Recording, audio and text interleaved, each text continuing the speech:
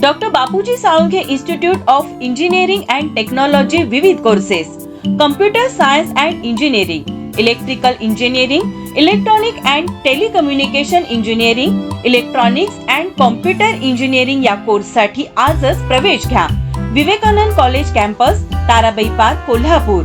Mobile number 9607 60 92 92, 98 22 51 61 79 आणि 7507 87 49 40.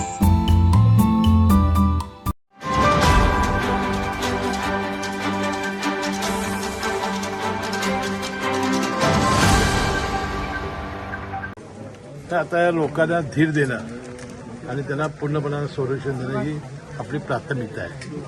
आता हे लोकांचं जीवन पूर्वपदावर कसं येईल यासाठी शासन प्रयत्न करते आणि त्यांच्या मनात जी भीती बसलेली आहे ती भीती दूर करणं आणि शासन हे तुमच्या मागं आहे हे ठामपणानं सांगणं हे काम पहिल्यांदा आपल्याला करावं लागेल. आता कलेक्टर साहेबांनी जे पहिलं जे पंचनामे केले होते ते 2 कोटीच्या वर होते, आता 1.5 कोटीच्या वरती याची काहीतरी नुकसान रुपये झालेली आहे हे त्यांनी सांगितलं. मला वाटते ही मदत लवकरात लवकर मिळवून देण्यासाठी कालच आमचे राज्याचे उपमुख्यमंत्री आमचे नेते अजितदादा पवार आले होते. पण ते जवळजवळ त्यांनी 3 तास सर्व अनेक घरांची सगळी पाहणी केलेली आहे आणि त्यांनी आश्वासन केलं की ही मदत लवकरात लवकर आम्ही तुम्हाला देऊ. उच्च न्यायालयाने सांगितलं की पावसाळ्यापर्यंत करू नका. आता उच्च न्यायालय यांचं शासनाचं प्रशासन म्हणणं होतं की ज्याला स्थगिती नाही तेच आम्ही अतिक्रमण काढत होतो.